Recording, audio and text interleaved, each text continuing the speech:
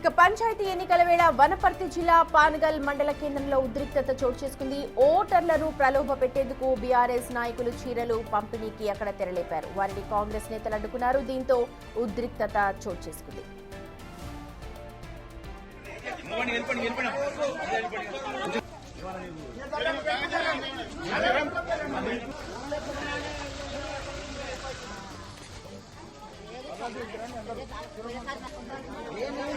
మహిళా ఓటర్లకు చీరలు పంచేందుకు బీఆర్ఎస్ నేత రమేష్ రెడ్డి ఇంటి వద్ద గులాబీ క్యాడర్ అక్కడంతా ఏర్పాట్లు చేసింది. దీని కాంగ్రెస్ నాయకులు అడ్డుకున్నారు. దీంతో బీఆర్ఎస్ నేత తిరుపతి రెడ్డి దౌర్జన్యానికి దిగాడు.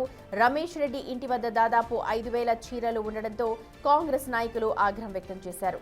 సమాచారం అందడంతో పోలీసులు రంగప్రవేశం చేశారు. పట్టపగలే ఓటర్లకు చీరలు పంచేందుకు బీఆర్ఎస్ నాయకులు ప్రయత్నించడంతో పొలిటికల్ రగడ రాజుకుంది.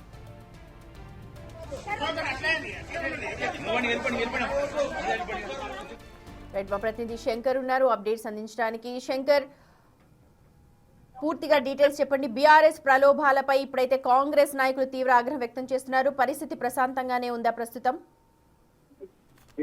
వనపర్తి జిల్లా పానగల్ మండల కేంద్రంలో ఉద్రిక్త వాతావరణం నెలకొంది. మొత్తంగా పానగల్ మండల కేంద్రంలో చీరల పంపిణీ కార్యక్రమానికి బీఆర్ఎస్ నేతలు పాల్పడడంతో ఒక్కసారిగా అక్కడికి వచ్చినటువంటి కాంగ్రెస్ నాయకులంతా కూడా దాన్ని అడ్డుకున్నారు. ఒకరిపై ఒకరు దుర్భాషలాడుతూ పూర్తిగా అదొక తోపులాటకు దారితీసింది. దీంతో ఆ సంఘటనా స్థలానికి వెంటనే పోలీసులు చేరుకున్నారు.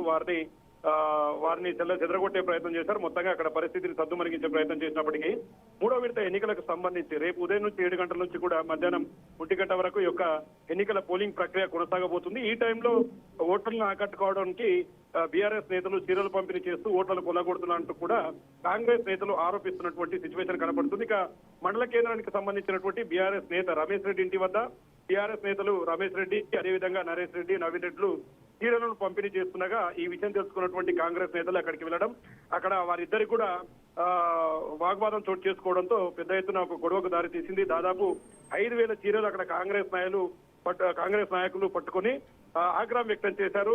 సంఘటనా స్థలానికి చేరుకొని పట్టపగలే ఓటర్లకు చీరలు పంపిణీ చేస్తున్నటువంటి వీరందరినీ అరెస్టు చేయాలి, వీరి మీద కేసులు నమోదు చేయాలని చెప్పి కూడా కాంగ్రెస్ నేతలు చెప్తున్నటువంటి పరిస్థితి కనిపిస్తుంది. మరో కొద్ది గంటల్లో పోలింగ్ ప్రక్రియ నడవాల్సిన టైంలో ఇట్లాంటి సంఘటన చోటు చేసుకోవడంతో పోలీసులు పాన్గల్ పట్టణ ప్రాంతం అంతా కూడా BNS 163 అమల్లోకి తెచ్చారు. మొత్తంగా ఎవరైనా సరే పోలింగ్ కేంద్రాల దగ్గర ఎన్నికల నియమావళిని ఉల్లంఘిస్తే వారి మీద కఠినమైన చర్యలు తీసుకుంటామని చెప్పి కూడా చెప్తున్నటువంటి సిచ్యువేషన్ ఇక్కడ కనబడుతుంది. రైట్ శంకర్.